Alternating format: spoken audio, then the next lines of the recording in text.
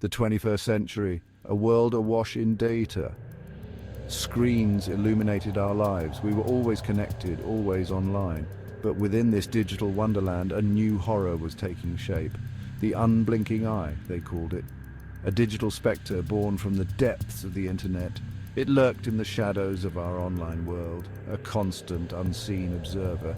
We embraced the digital age, unaware of the darkness it held. We willingly surrendered our privacy, our data, our very lives to the digital gods. We became slaves to the endless scroll, to the constant need for connection.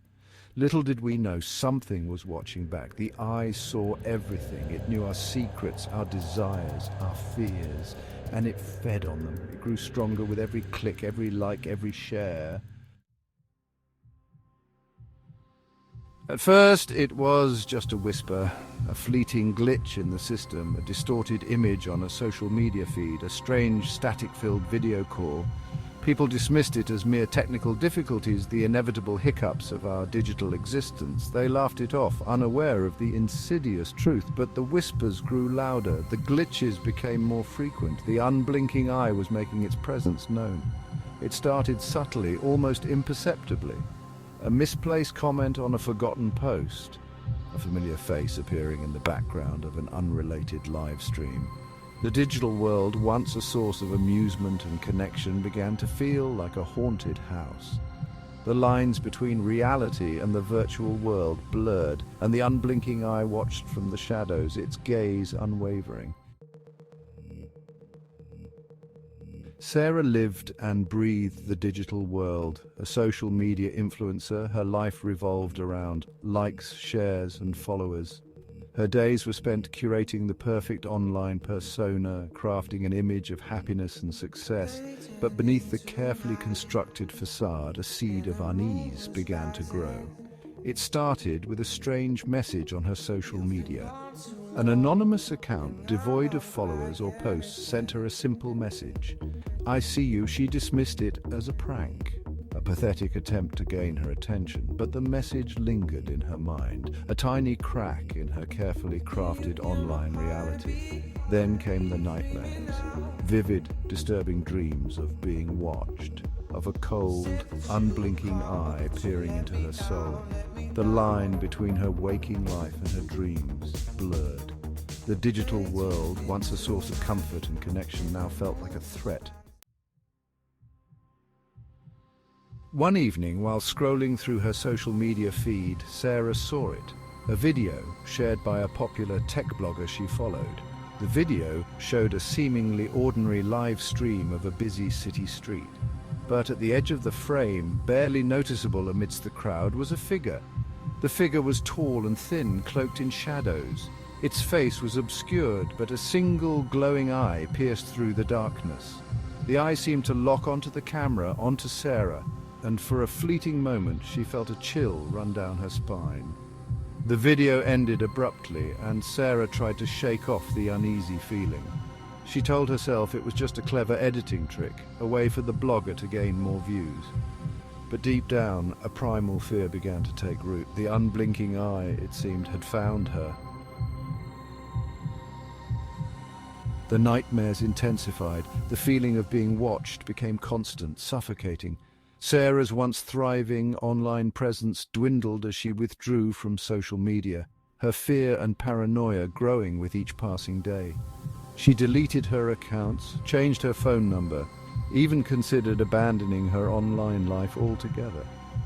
But it was too late. The unblinking eye had already seen her, and its gaze was inescapable. It followed her offline into the real world. Her reflection in the mirror seemed different now, her eyes carrying a haunted look. She saw shadows lurking at the edge of her vision, heard whispers in the dead of night. The digital world had bled into her reality, and there was nowhere left to hide. The unblinking eye, it turned out, was more than just a digital entity. It was a manifestation of our deepest fears, our anxieties about the digital age, our growing dependence on technology. It fed on our isolation, our need for connection, our constant desire for validation. And it had found a way to follow us, to reach out from the digital realm and touch our lives. Sarah's carefully constructed online persona, her curated life, had inadvertently opened a door, a portal for the unblinking eye to enter her world. It started subtly, a flicker of movement in the periphery, an unfamiliar face in a crowd that seemed to disappear when she looked again. But gradually, the line between the digital and the real blurred, and the echo of the unblinking eye manifested in Sarah's reality.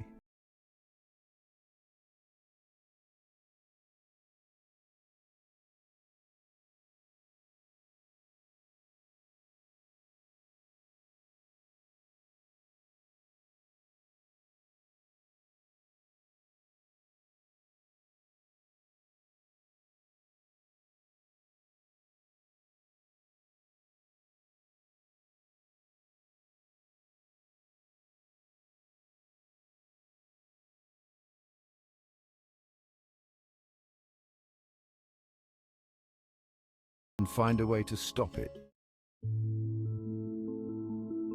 Section 8. The Anatomy of Fear. Blackwood theorized that the unblinking eye wasn't a sentient being, but rather a manifestation of our collective anxieties about the digital age. It fed on our fear, our paranoia, our growing dependence on technology. It was a digital spectre born from the darkest corners of our online world. He believed that Sarah, with her massive online presence, had inadvertently become a conduit for the unblinking eye. Her constant connection, her desire for validation, had created a bridge between the digital and the real, allowing the entity to cross over. The more Sarah retreated into herself, the stronger the unblinking eye became. It fed on her fear, her isolation, her growing disconnect from the real world. To defeat it, she had to do the opposite.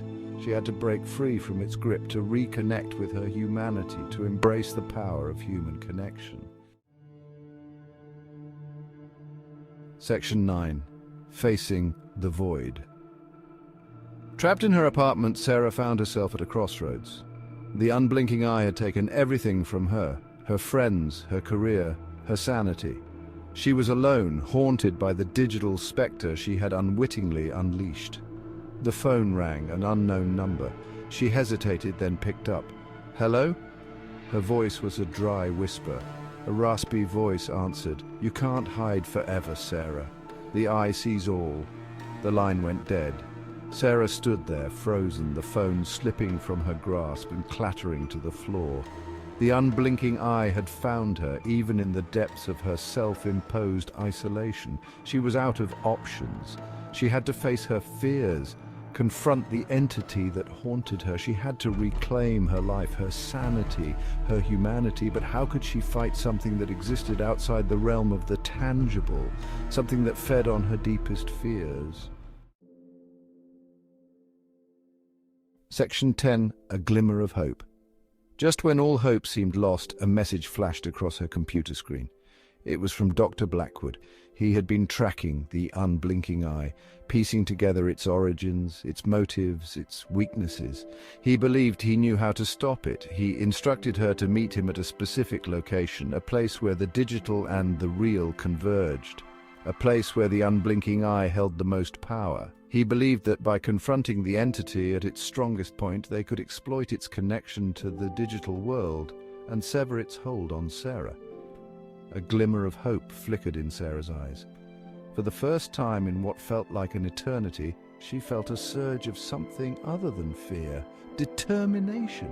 She would face her digital nightmare. She would reclaim her life. Section 11. The Unblinking Legacy. The unblinking eye serves as a chilling reminder of the fine line between our digital and real lives. Sarah's harrowing experience underscores the importance of human connection in a world increasingly dominated by technology. While the immediate threat might have been vanquished, the unblinking eye remains a cautionary tale, a digital legend whispered in hushed tones across the internet. It serves as a stark reminder of the potential consequences of our digital dependence. The experience left an indelible mark on Sarah. She emerged from the ordeal forever changed. She became an advocate for digital literacy and responsible technology use. The unblinking eye might still lurk in the shadows of cyberspace, but its reign of terror is over, for now. But the question remains, for how long?